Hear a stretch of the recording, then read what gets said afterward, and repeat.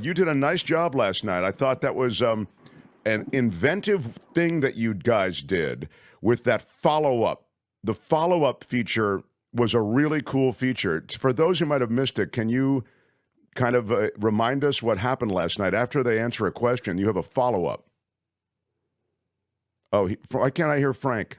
Why can I not hear Frank? I just heard him a second ago, Tony. Am I Try it now. Yeah, now I hear you. Go ahead. You hear me? Okay. What we did is we gave people, for most of the questions, we said you have 60 seconds. Obviously, the candidates were all briefed in advance, and then we would give them a follow-up of either 30 seconds or 15 seconds, because, as we all know, frequently in these debates, people tend to launch into their talking points, their stump speech, and we don't want them to do that. We wanted to drill down on the questions and on these particular policies or issues, and get them to give us a real answer. And so we would say, as I just said, the question was blank, and you have 15 seconds. Yeah, I thought what was so great about it was that, as you say, it's not even talking points on the issue. They would do that two-step that politicians do where they shuffle away from the question completely. And so it was so great for two reasons. A, you remind us that this candidate has not addressed the question that was asked. And second, you get the candidate to maybe address the question. That's why I thought it was a really interesting feature. I think it should be adopted in more debates. Thank you. And it's something that our team from Nexstar, our Nexstar stations, they're very good at these things. The Chris Berg, the guy who runs our debates team, they just have a format, and the candidates have come to know this format across the country. And the political consultants who work for the candidates know that we're going to be fair, but we're also going to press them on the issues. And so, I think that's what we did last night. What were the potential takeaways from last night? I'm not asking you to score it. I'm just asking you for your general sense of how things were for everyone involved. I think that, Adam Schiff, as the front runner, wanted to not make news. And I think he succeeded. He stayed, senatorial, as some people have described him after the first debate, tried to hit the issues but not make news. I think he succeeded in that sense. It's obviously a battle for number two right now, and Katie Porter and Steve Garvey are going for number two. Barbara Lee has been stuck in single digits in the polls, and she needed a breakout night, or had hoped to have a breakout night. I don't know that she did, and to propel her beyond the single digits that she has been in.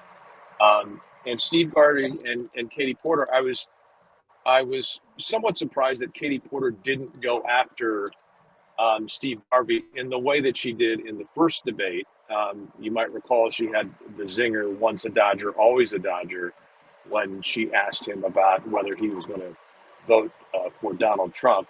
Once again, Steve Garvey did not reveal that or much of anything else with regard to what he plans to do about things. He has run a campaign so far, as it were, if you want to call it a campaign. It hasn't been much of a sort of a traditional campaign, but his campaign has largely been, I'm not those guys. I'm a Republican in a state that hasn't voted a Republican into the Senate since 1988.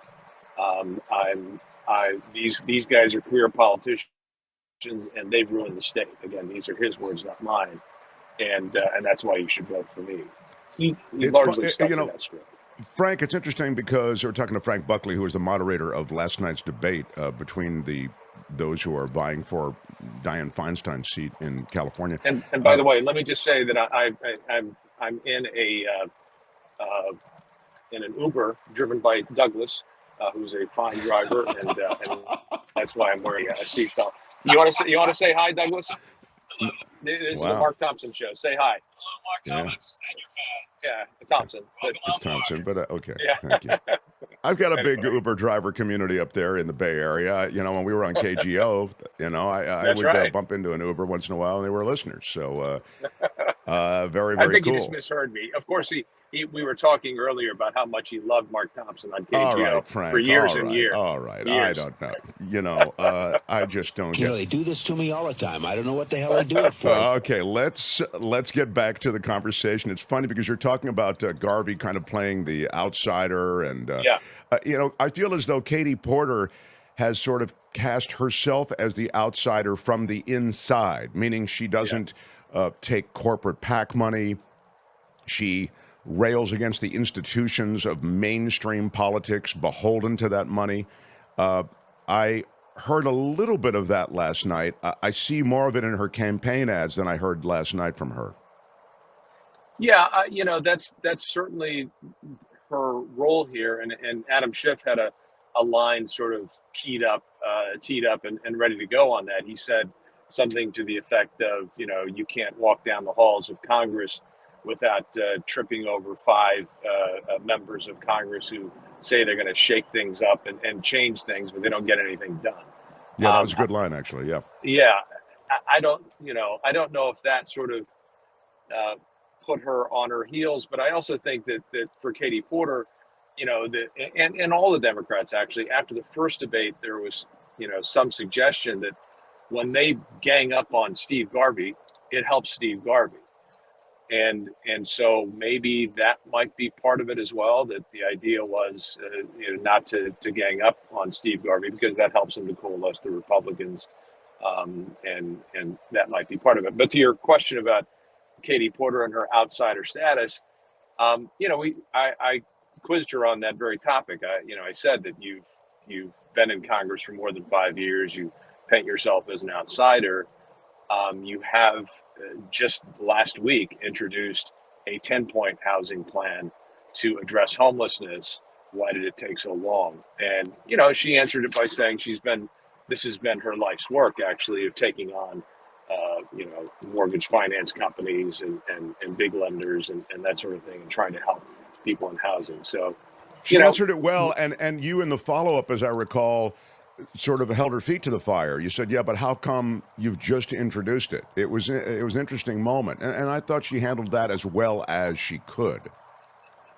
Yeah. And again, the way we try to craft these questions is not to make it seem like, we're not trying to do gotcha questions, but we're asking questions that I think, voters may have. Are you really an outsider or not? And she had an answer for that.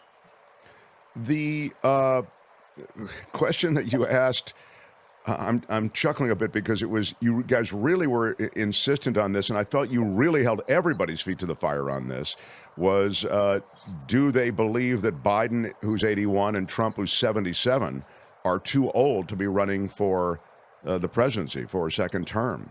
And everyone essentially said, no, they're not too old, which I thought was somewhat predictable, but how they got there was interesting.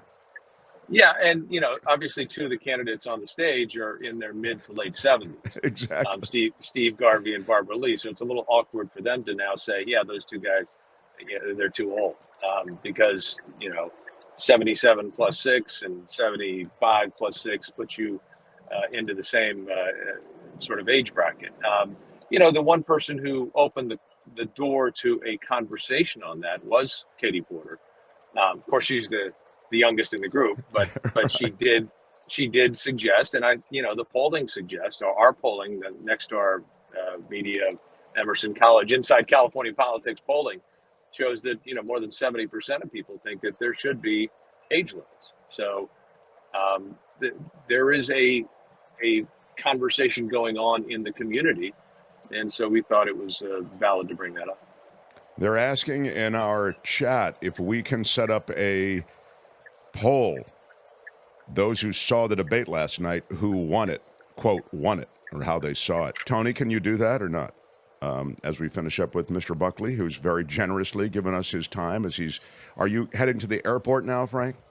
I am indeed. And Mark, I'd do anything for you. Actually, that's not true at all. I didn't have anything to do during this Uber ride. So thank you. Well, yeah. All kidding aside, I've been trying to get Frank on the show since we've had a show, and this is the first time that we've done it, and it's actually at a real inflection moment, so I really thank you. The other The other thing I want to quickly sort of finish up with, or kind of begin to round up with, is the minimum wage. The minimum wage issue was interesting. You hit. There was something of it reminds you of the real progressive agenda when you comes through Barbara Lee, who wants a $50 minimum wage. Again, that's like a lightning bolt when you realize that it's what is that 7 times the national average? That's right. I mean, we're talking about 7. I'm trying to remember exactly what it was. 7. Is it 750?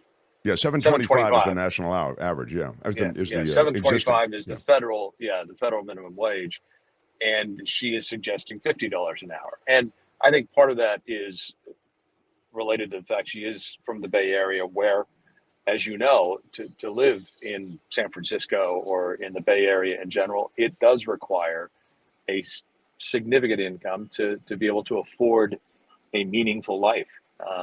But it is a huge difference from her counterparts.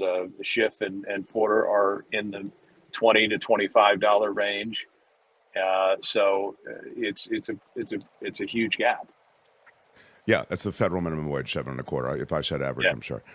The last thing I'll ask you is, being in San Francisco on the weekend of the Super Bowl, in which the Niners, I thought, played very well, but obviously it didn't finish well. Any sense of that? Was traffic moving more slowly? Were people dejected? We were working out of the Cron newsroom, so yes, people were dejected. There were all of these dreams of the parade and the celebrations. Some of the people who worked on the assignment desk or would be involved in coverage maybe weren't as dejected, because you never know what's going to happen on the evening of a Super Bowl win. So sure. they had a very long day. But yes, they were not happy overall. And on your way out, did you see any public urination or defecation or shooting up publicly? I mean, that's one of our proud features of the city for visitors. No, we were staying down near the Embarcadero, and it was lovely.